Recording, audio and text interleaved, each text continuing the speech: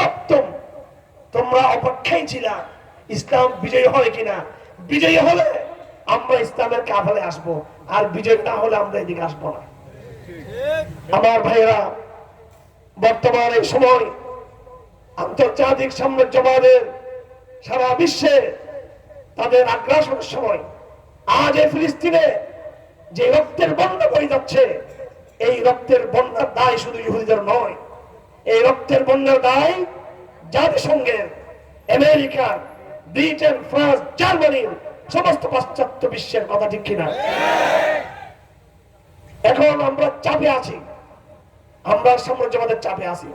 বিশেষ করে বাংলাদেশে ভূখণ্ডে আমেরিকার সামরিক আগ্রাসন হয়তো ওইভাবে নাই, হয়তো পাশ্চাত্যের সাথে বাংলাদেশে আমাদের ওইভাবে লড়াই বা যুক্ত ওইভাবে প্রকাশ্যে নাই।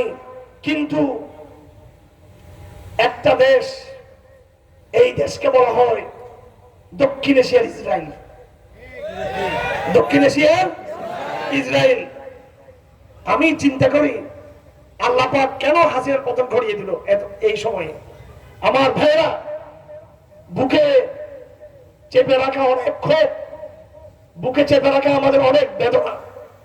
আমাদেরকে বলা হয়েছে যে ভারতের নাম নেওয়া যাবে না, ভারতের নাম নেওয়া যাবে না, ভারতের বিরুদ্ধে কিছু বলা যাবে না।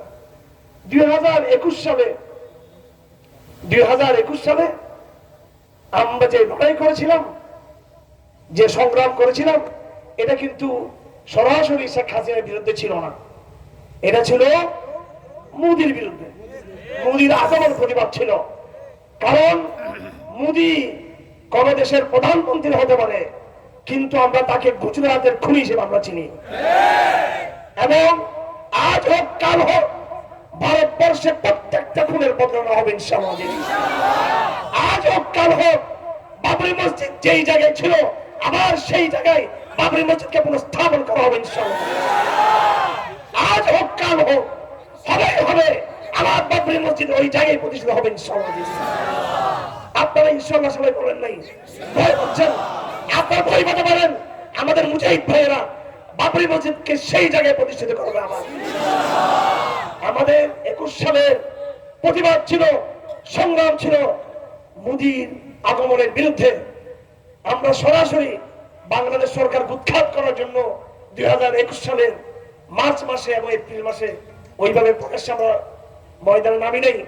আমাদের প্রতিবাদ ছিল মোদির ভারতবর্ষে ইসলাম বিরোধী, ইসলাম বিদ্বেষী তৎপরতার বিরুদ্ধে। কিন্তু ৭৭ সরকারের বিরুদ্ধে একটা অবস্থান ছিল আমাদের। সেই সময় আমাদেরকে কারাগারে যেতে হয়েছে, গুলি করে ব্যক্তিকে, সবাইকে যেতে হয় নাই। আর মোদির বিরুদ্ধে আন্দোলন করেছি, বাংলাদেশের শীর্ষ সমস্ত রাজনৈতিক আলেমদেরকে কারাগারে যেতে হয়েছে। তার মানে শেখ হাসিনার কাছে তার নিজের ইজ্জতের চেয়ে মোদির ইজ্জত সম্মানের বিষয় অনেক বড় ছিল। শেখ হাসিনা না, শেখ হাসিনা হলো ভারতের পুতুল, এটা তার পরিচয় ছিল। এই এলাকায় নিশ্চয়ই আওয়ামী লীগের ভাইয়েরা আছেন, আগের অবশ্য আছেন। শোনেন ভালো করে, আমরা আজকে বিজয় হয়েছি বিদায় আপনাদেরকে আমরা তাড়িয়ে বেড়াবো, মেরে ফেলবো, আঘাত করবো, মামলাতে নিয়ে আসবো, সেটা কিন্তু নয়।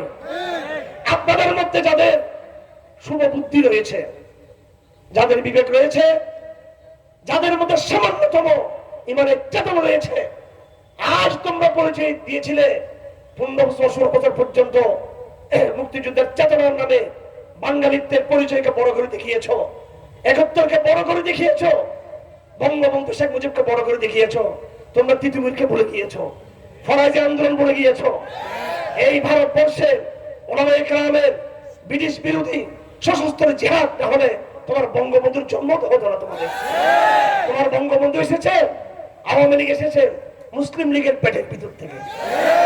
আর এই মুসলিম লীগকে জন্ম দিয়েছে ভারতবর্ষে ওলামায়ে কেরামের 100 বছরের সশস্ত্র জিহাদি সংগ্রামের মধ্য দিয়ে মুসলিম লীগের জন্ম হওয়া সম্ভব হয়েছিল।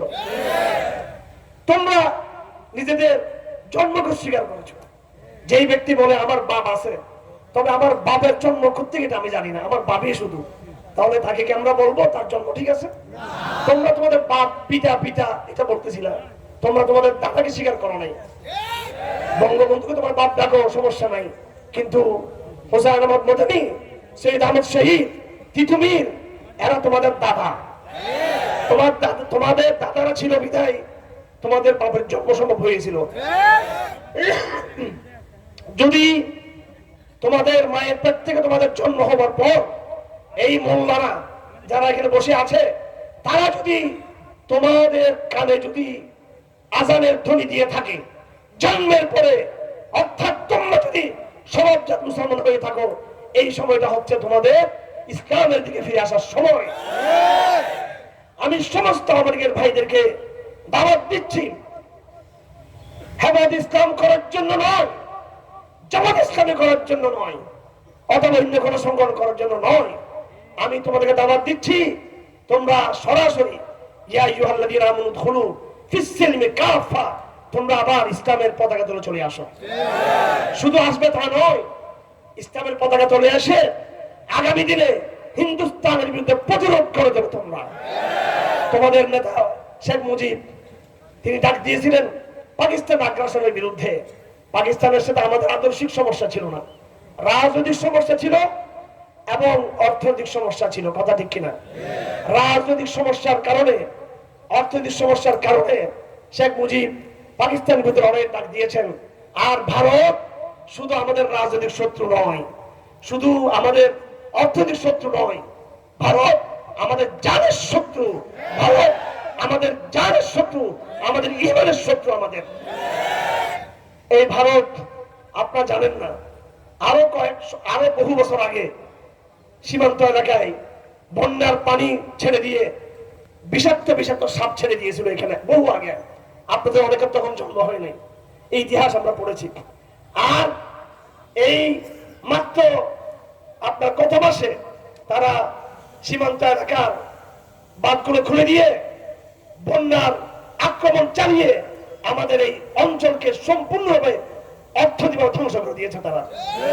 এরা আমাদেরকে ভাতে মারতে চায়, পানিতে মারতে চায়, সব দিক থেকে মারতে চায়। সুতরাং তাদের চক্রান্ত বন্ধ হয় নাই। আর উনি ভারতে বসে বসে এইসব ষড়যন্ত্রগুলো করতেছেন। সুতরাং সত্যিকার যদি আপনি ইসলামের চেতনা লালন করে থাকেন, সত্যিকার যদি আপনি নিজেকে বাংলাদেশের নাগরিক মনে করে থাকেন, দেশপ্রেমিক নাগরিক হয়ে থাকলে আপনাকে অবশ্যই এই ক্রান্তিকালে সকল বিদেশি আগ্রাসী শক্তির বিরুদ্ধে আপনাকে রুখে দাঁড়াতে হবে, ভারতকে শক্তি হিসেবে চিহ্নিত করতে হবে। আমি যেটা বলতেছিলাম সেটা হলো যে